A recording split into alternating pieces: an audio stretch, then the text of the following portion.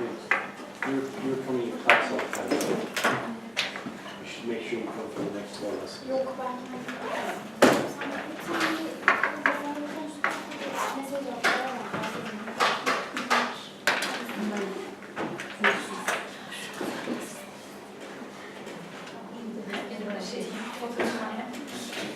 Ladies, you know that class will be on Fridays for the rest of the term. Yes. At the scheduled time. At 2:30. 2:30. 2 or 3 hours. 2 hours. Or until I'm tired.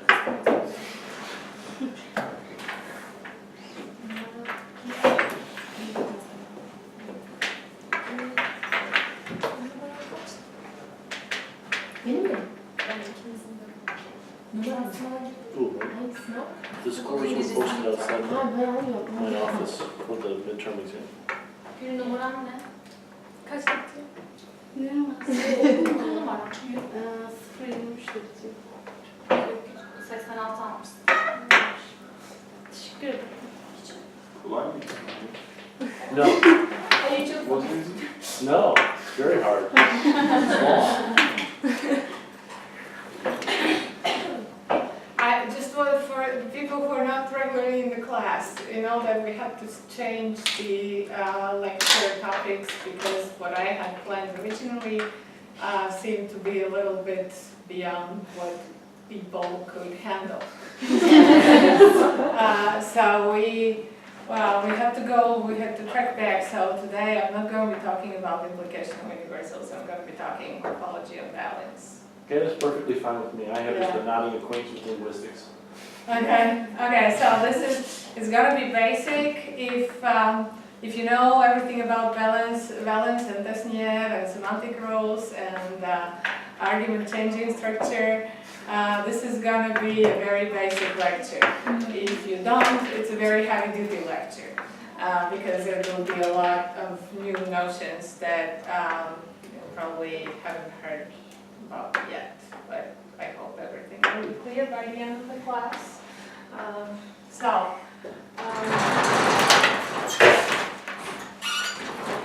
mean, the slides are being copied.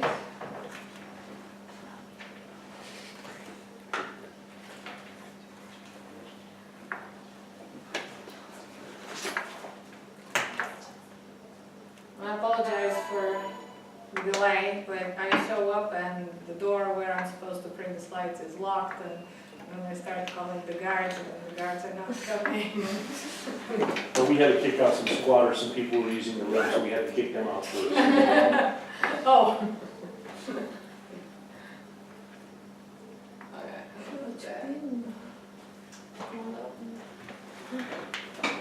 You press the button here.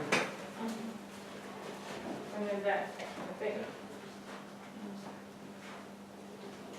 Wake up.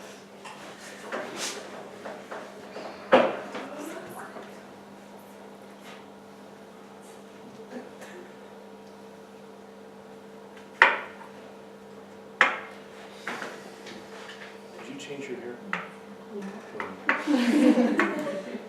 It's so quiet.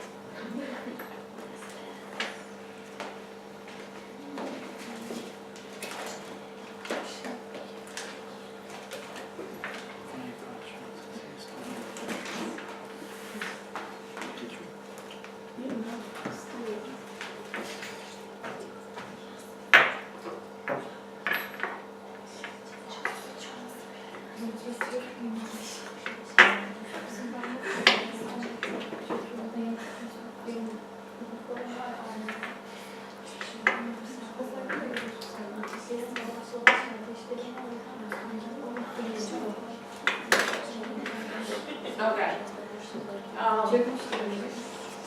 No, I have this Zoom problem. My knees feel, so I can do it. Now I can use my knees as opposed to before. So.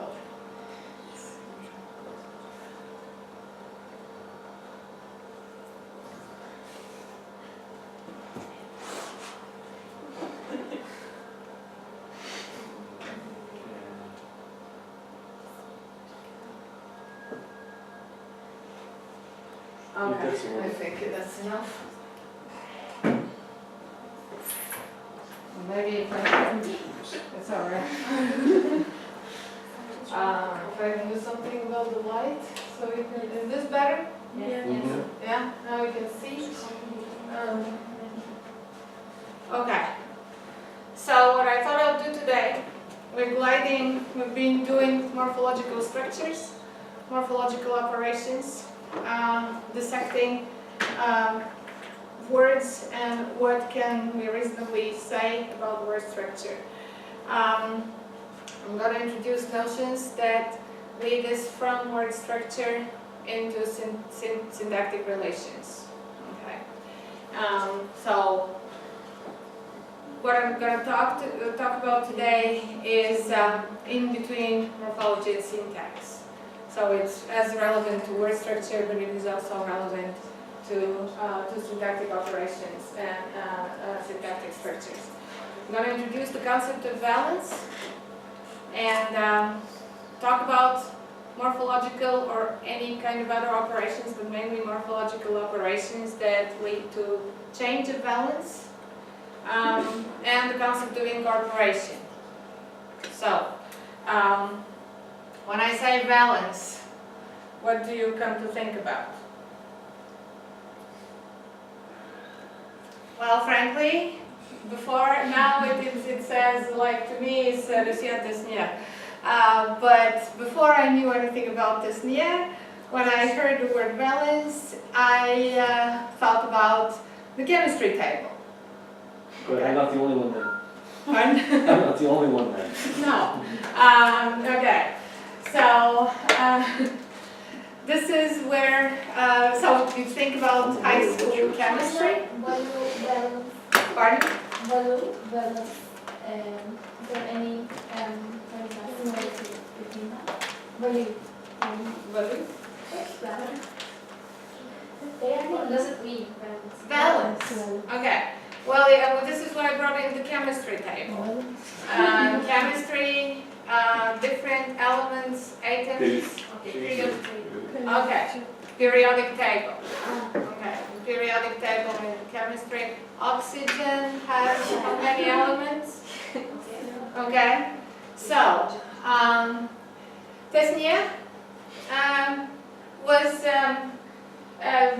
well, French linguist, extremely influential, but he wrote in French at the wrong time.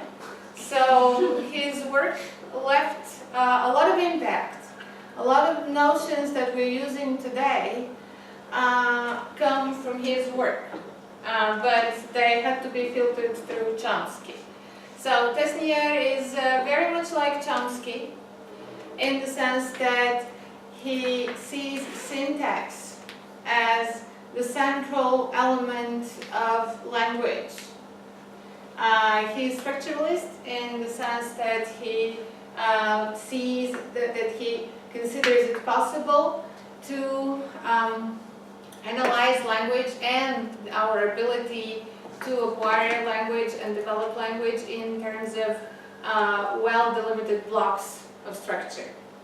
Many people nowadays will say that this is impossible, but when you hear Tesnier, what should come to mind from now on is the fact that he, in this work, Elements de syntaxe structurale, elements of structural syntax, he proposed syntax to be central to any kind of language structure.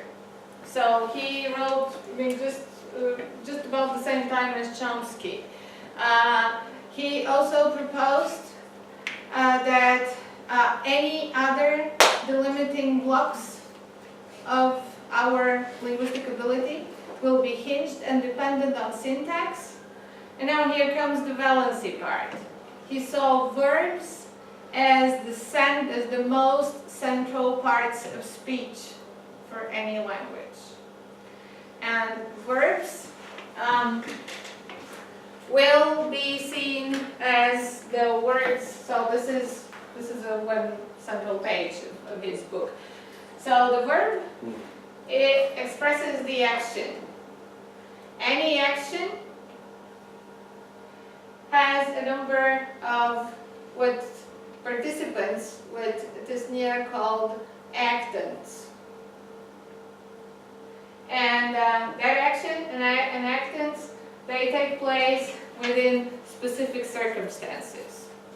So the valency comes in that any action, for anything to be a valid action or a valid expression in human language, and Tisnia was basing it on French or a lot of European languages that he knew, any action would require a specific number of participants. So he saw he saw the verb as a most central part of speech.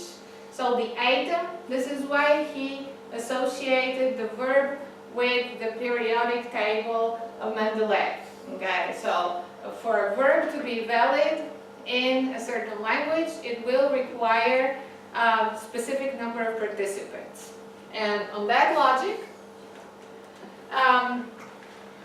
then you have reality with processes and actors and specific circumstances. That reality gets a linguistic expression by verbs that require a specific number of actants, and they're done in specific circumstances. Now, the actants, for a verb to be valid, the actants are obligatory. Whether we express the circumstances or not is up to us. Okay, and we'll get more specific. Okay, a verb to give. Okay, I'm going to get into data. I'm going to give you a lot of data on this. So something like Alfred gave the book to Charlie yesterday. To be for expression with give, so to something involving giving, to yield an invalid expression in English, we need to have specified who does the giving. So the agent, in that case Alfred. We need also to specify what is being given, the patient or the theme. So that's the book. And we also need to specify to whom the book was given. We need to express the recipient. So the verb to give in English requires 3 participants, and in terms of valency, it's a trivalent verb, because it has to have 3 arguments. Now, those, what I am just talking about, agent and patient and recipient, go in various fields of linguistics under different names. Here I'll be talking about semantic roles, because in terms of semantics, in terms of what they do in that reality, that non-linguistic reality, you need an agent role. You decide intentionally to give something to someone. Okay, the book or whatever you're giving usually has no role in that decision. So that semantically is your patient, or anything that can be seen in some schools. This is seen as a theme because patient is seen as somebody who may have like a more human kind of quality and may bear a consequence of that action. And the book doesn't suffer by being given to someone. And then, in that particular case, in that scenario, you need the recipient. The English verb to give requires an explicit recipient.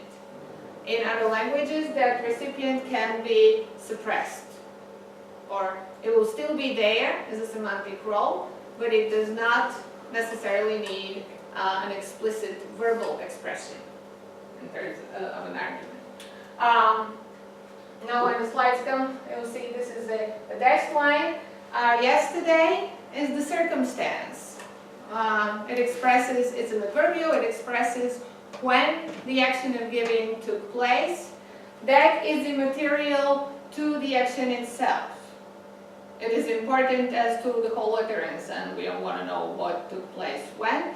But for the verb to give to have a regular expression that native speakers of English will accept, 3 arguments need to be present. Okay? So far we are clear? Okay. So based on this, and going through various classes of verbs, and now we're not talking about morphological classes, we're talking about semantic classes of verbs. So I already went through the semantic roles that required by a verb to give, and semantic roles require, I'm getting ahead of myself. So their experience with other verbs, we will have different semantic roles. Like the verb to like requires an experiencer and a stimulus. Okay. In English, the experiencer is coded by a subject in the nominative, a regular subject. Well, I know that nominative sounds irrelevant for English because English has lost its case system, but you can use the regular singular pronoun or a regular noun to express the agent or the experiencer of a verb to like.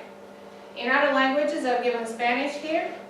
The experiencer of a verb such as like cannot appear in its regular form. It has to take the form of what is a recipient case. In that case, in Spanish, that will be the dative case. So different semantic roles will govern how subjects, the syntactic role of subject, will be marked in different languages. And that's one basic difference, how experiencers may be marked nominative in some languages, but there'll be different cases, usually dative, in other languages. Okay. We'll go to Eastern Pomo, which is the language formerly spoken in West Coast California. Now there's on that dot there is a small reservation, but for all intents and purposes it's dead. So in Eastern Pomo, the agents are encoded by one pronoun. I killed him. The subject of a verb such as kill is your prototypical agent. You have a lot of intention, a lot of force. The same agentive pronoun is used to code the subject of a verb such as bathe. Okay. In both cases, you have an intentional action.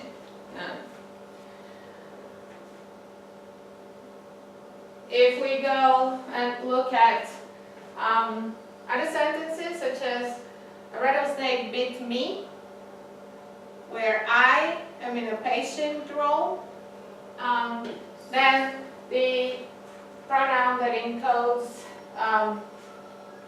the patient is of course different, but the same pronoun, the patient pronoun, is used with stative predicates, such as when I got sick. Okay. So in Pomo, there is the distinction is not between nominative for pronominal use. The distinction is not between nominative dative. The distinction is strictly agent versus patient. Okay. Those who decide upon an action get one encoding. Those who bear the consequences or glide through an action or just are in the specific state get another encoding. This is what you need to understand. Okay.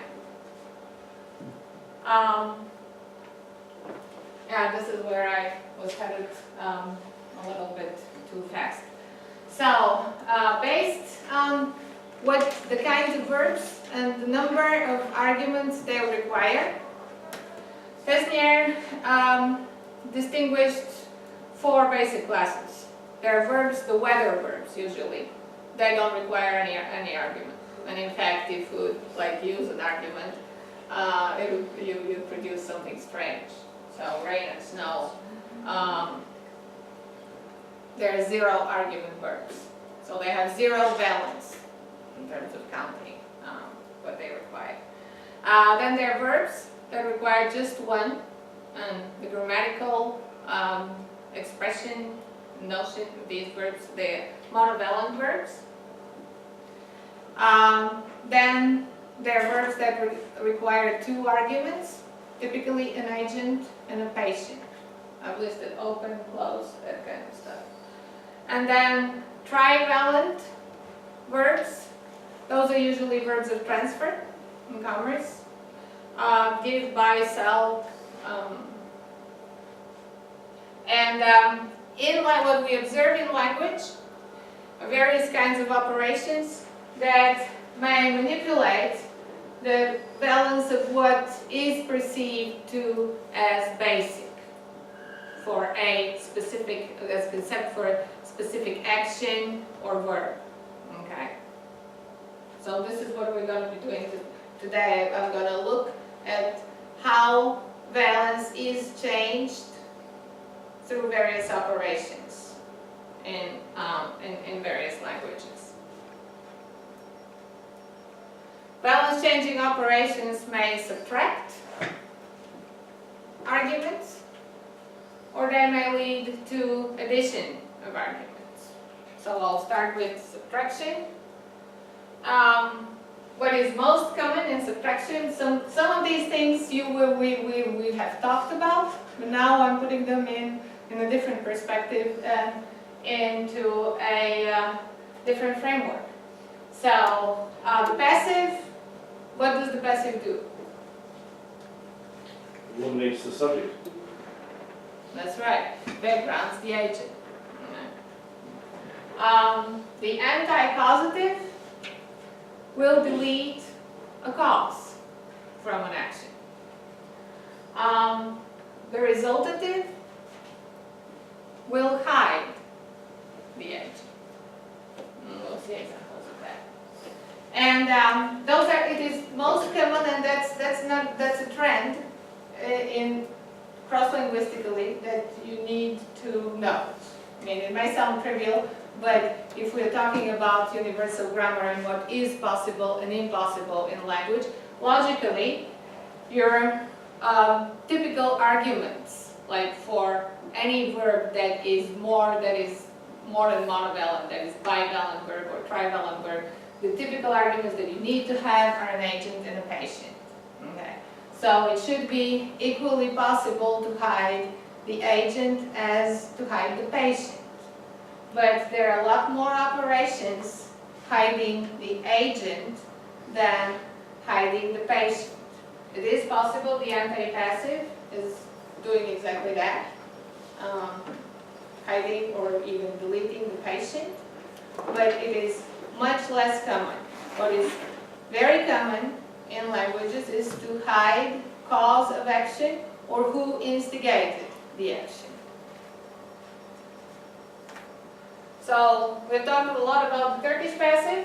I'll look at the passive of a Eskimo Lut language. Again, the slides are not here, but this is a language from northwestern Alaska, pretty much across the Bering. It's across the Bering Strait. Okay.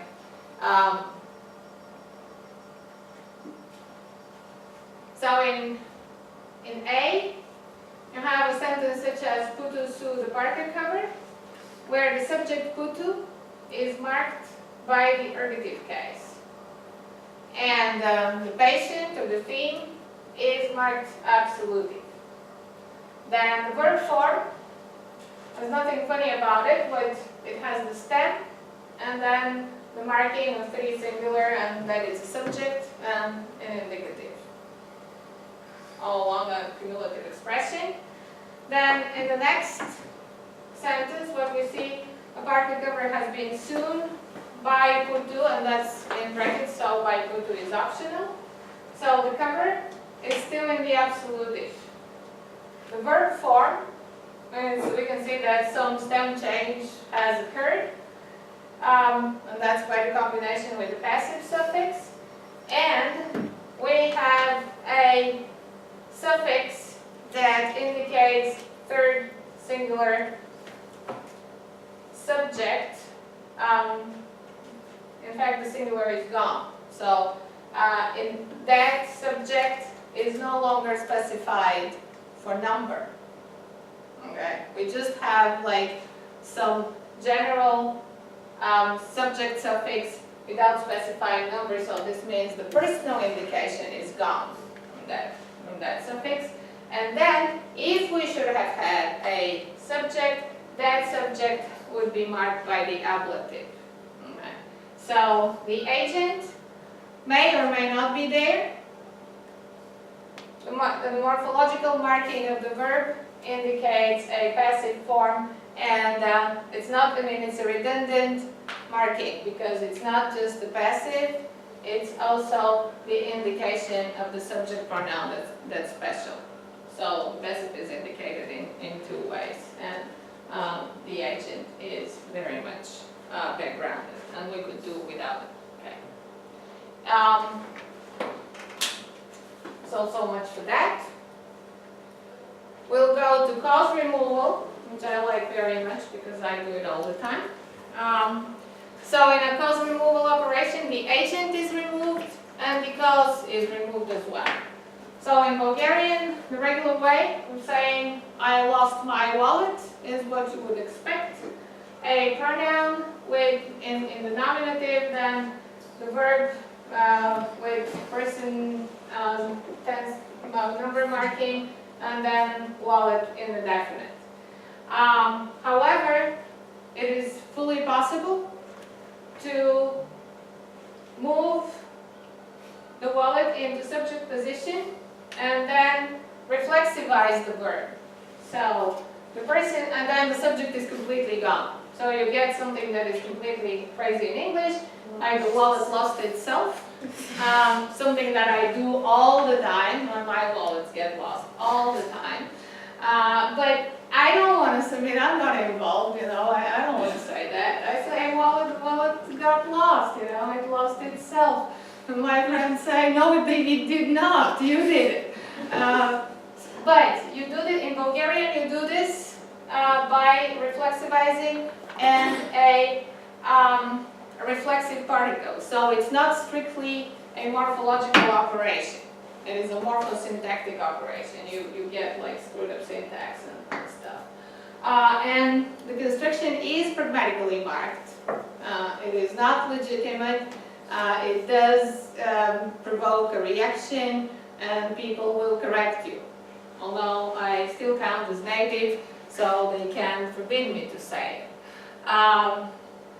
In Russian, however, this same construction is completely grammaticalized, it's conventional. So you have the regular sentence with the subject in the nominative and wallet unmarked accusative. Then for the anti-causative, you get wallet in subject position, and then the verb, and then a suffix that is both reflexive and anti-causative. So in Russian, you express the anti-causative by suffixation. And that construction is regular enough. Not exactly as funny as it is in Bulgarian.